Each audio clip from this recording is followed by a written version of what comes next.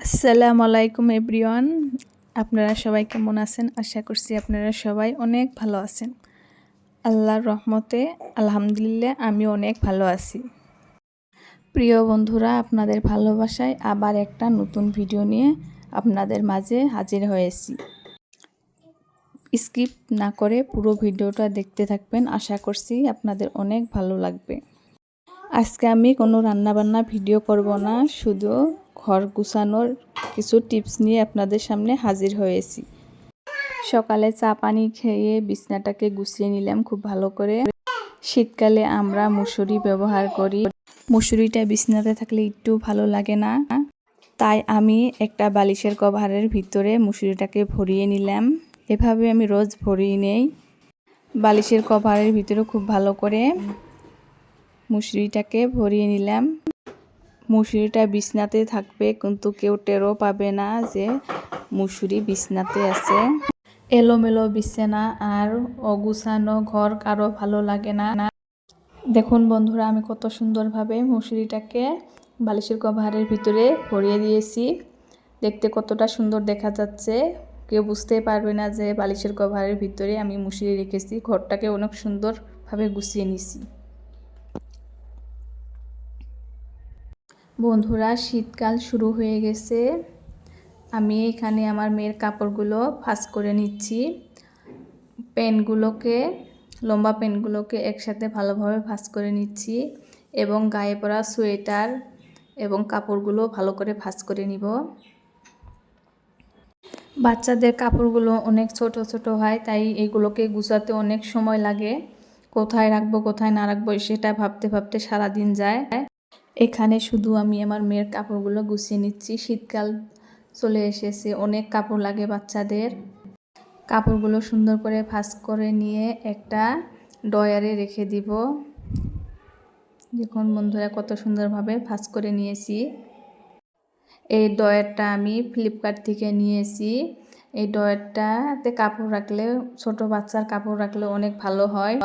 খুব সহজে বের করা যায় এবং ধোয়া যায়, কাপড়টা ভালোভাবে রাখা যায়।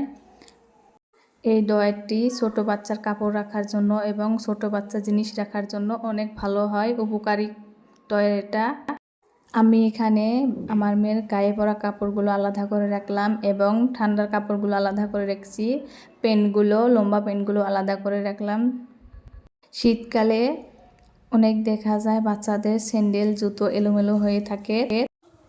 আমি বাচ্চাদের স্যান্ডেলগুলো এবং জুতোগুলোকে একটা বালতির ভিতরে ভরিয়ে নেই। এগুলো জুতো এবং স্যান্ডেল আমার ছেলে রোজই ব্যবহার করে। রোজ ব্যবহার করা জুতোগুলো আমি এভাবে একটা বালতির ভিতরে ভরিয়ে নেই। বালতির ঢাকনাটা লাগিয়ে একটা কোণায় রেখে দিলে দেখা যায় আমার ছেলে নিজেই স্যান্ডেল এবং জুতোগুলো বের করতে পারে। আমার অত বেশি কাজ করতে হয় না। এবার চলে আসলাম আমার কিচেনে। এখানে আমি কিছু পরিমাণে কাঁচা লঙ্কা নিয়েছি। কাঁচা লঙ্কার বোটাগুলো ভালোভাবে ছাড়িয়ে নিচ্ছি। কাঁচা লঙ্কার বোটাগুলো ছাড়িয়ে নিলে কাঁচা লঙ্কাগুলো অনেক দিন পর্যন্ত ভালো থাকে। আমি একটা বক্সের ভিতরে কাঁচা লঙ্কাগুলো ভরিয়ে নিলাম। এবার একটি বক্সে আমি টমেটো রেখে দিব। এই বক্সটিতে টমেটো এগুলো বক্সে ভরে রাখলে অনেক দিন পর্যন্ত ভালো থাকে। আমার মনে হয় রান্না করতে টমেটোর অত বেশি প্রয়োজন হয় না, একটা দুইটা হলেই হয়ে যায়। টমেটোগুলো বক্সে ভরিয়ে নিয়ে বক্সটার ঢাকনাটা লাগিয়ে দিলাম। এখানে কিছু পরিমাণে ঠেমচি শাক নিয়েছি, জানি না আপনারা কী শাক বলেন এটাকে। শাকগুলো ভালোভাবে কুটে নিয়ে বেছে নিয়ে একটা ঠোনাতে ভরে রাখবো।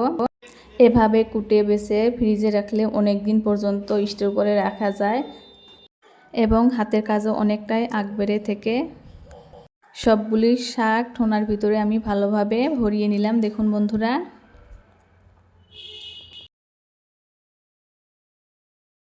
এবার কিছু পরিমাণে পালং শাক নিয়েছি। পালং শাকগুলো ভালোভাবে কুটে বেছে ঠোনাতে ভরে নিব। এভাবে ফ্রিজে রাখলে অনেক দিন পর্যন্ত শাক স্টোর করে রাখা যায়। কিছু বড় বড় সাইজের বেগুন নিয়েছি, বেগুনও আমি একটা ঠোনাতে ভরে রাখবো। সকালে রান্না করে 3 পিস মাছ বেঁচে গেছে। তাই বয়মে ভরিয়ে নিলাম। মাছগুলো আমি ডিপ ফ্রিজে রাখবো। চলুন বন্ধুরা, আমি কোথায় কিভাবে কোন সবজিটা রাখি ফ্রিজের নিচের বাক্সটাতে আমি শাকগুলো রেখে দিলাম। ফ্রিজের খোপগুলো তো আমি টমেটো এবং কাঁচা লঙ্কা রেখে দিলাম। ডিপ ফ্রিজে মাছ রেখে দিলাম। রাতের কিছু পরিমাণে গাখির ছিল, সেই গাখিরটা আমি ফ্রিজে রেখে দিলাম। এখন শীতকাল, তাই অবশ্যই ফ্রিজের পাওয়ারটাকে উইন্টারে সেট করে নেবেন। উইন্টারে সেট করে নিলে আপনার শাকসবজি অনেক দিন পর্যন্ত ভালো থাকবে। উইন্টারে সেট করে নিয়ে এবার আমি ফ্রিজটাকে আটকে নিলাম। এখানে আমি বেডশিট হাতে কেচে নিয়েছি সকালে। এবার বেডশিটটাকে ছাদে শুকাতে দিব। ভালোভাবে হাত দিয়ে মেলে দিলাম বেডশিটটাকে। সকাল সকালে কাপড় চোপড় ধুলে দেখা যায় খুব ভালোভাবে শুকিয়ে যায়। শীতকালে দেখা যায় রোদ বেশি উঠে না, তাই সকাল সকালে কাপড় চোপড় কেচে নিলে খুব ভালোভাবে শুকায়।